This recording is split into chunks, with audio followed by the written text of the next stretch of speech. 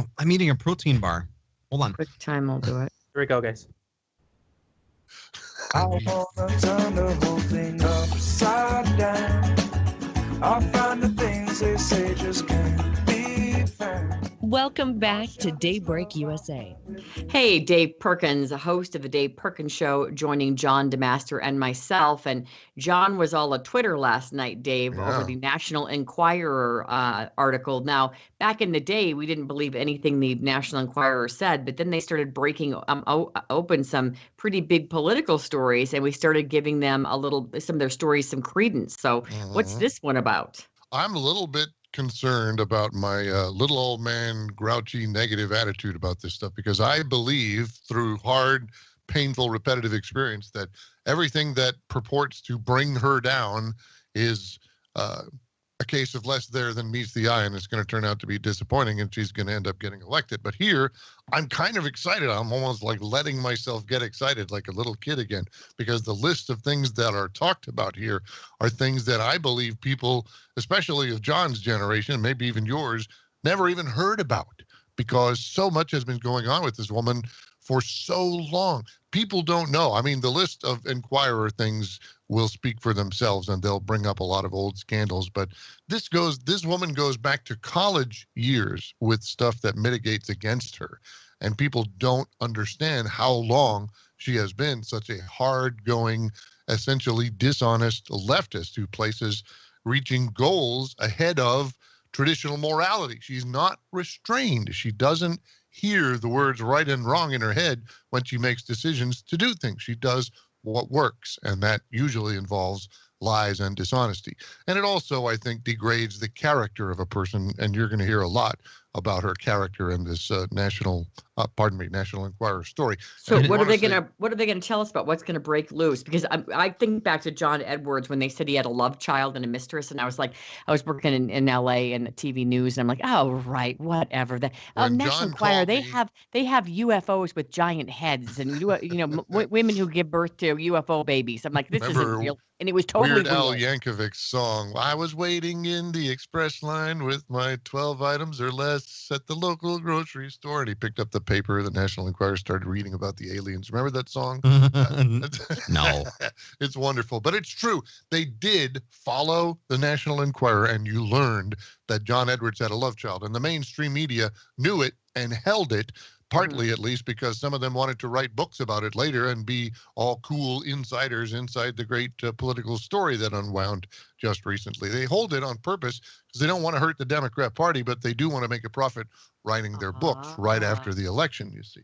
So here's a bunch of stories about Hillary that have been held by the media, but she has grown in power instead of having an arc and a descent from power, which would enable them to write all their books. So there's a lot of people with material for books that are sitting on it, just waiting to be able to write them. And Hillary's about to be president. That'll make it even worse. There will be lifetime oaths of secrecy. There will be Secret Service guys investigating people, this for the whole life. A lot of this information, if you don't read it in the National Enquirer this time around, you never will again, especially if she becomes president. So it's like a one-time window into the real corruption of Hillary. Well, they're saying things like Hillary secretly plotted to counterattack on Bill's mistress, Monica Lewinsky. They've got a document that's buried. What crooked reporters were on the take from the Clinton camp, leaked emails detailing Hillary Clinton's desperate health crisis cover-up, how this guy, he's a cover-up guy, covered up Bill's seedy romp with ladies of the evening, which A-list celebrity had a secret affair with Bill Clinton. Supposedly this is a fixer, like someone that would help them cover up things and keep things out of the media. Assignations for Hillary with men and with women, might I add, and this is a thing that I'm crossing my fingers hoping Donald Trump will do tonight, is find some of the women and put them in the front row. He had Bill's women at the last debate. Now we need Hillary's women. Oh my gosh, that'd be so crazy and insane.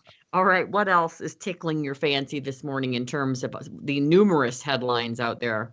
James O'Keefe's got me going again, not only with the high-pitched, sweaty, beady-eyed beta male guy Foval bragging about how he caused trouble at Trump rallies for the Democrat Party, but also because he's found voter fraud. This is something I have said has been going on in this country almost from the beginning.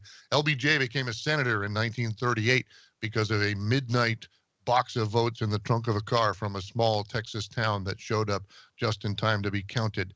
And that is the great story of voter fraud. And now James O'Keefe is figuring out by sending secret agents to talk to Democrats in the system that voter fraud is as bad as it's ever been, if not worse, and it's systemic now, and millions of votes are cast fraudulently.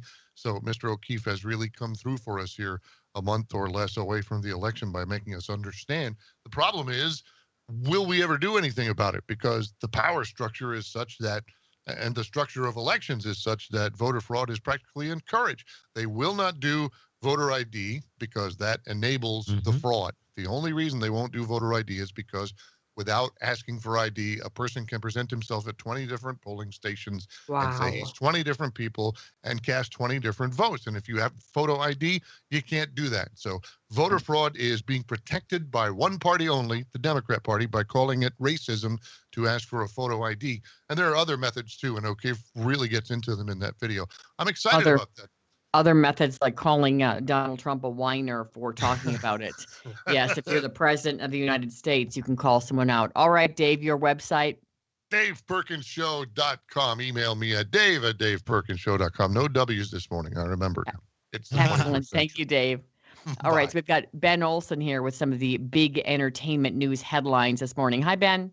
Good morning, Angie. Here is what's happening in entertainment. The list of nominees for the Rock and Roll Hall of Fame's class of 2017 is out. Bands up for the honor include Journey, Yes, Electric Light Orchestra, The Cars, The Zombies, The Jay Giles Band, and Steppenwolf. Also included is Pearl Jam, Tupac Shakur, Depeche Mode, Janet Jackson, Shaka Khan, and more. The induction ceremony will take place in April at the Barclays Center in New York. Candy Crush is coming to television. CBS is making the popular mobile game into an hour-long live-action game show. No date has been set for the premiere, but the executive producer says there's going to be a huge Candy Crush arena. The show's creators also say people will be able to play along at home on their phones. Comedian and actress Chelsea Handler is one of the many stars weighing in on the firing of Billy Bush. Bush was let go from the Today Show after a tape of a conversation he had with Donald Trump surfaced last week. Handler said, "I like how Billy Bush is fired for lewd comments, but the person who started the entire conversation is still running for president." With your entertainment news nuggets, I'm Ben Olson for Daybreak USA.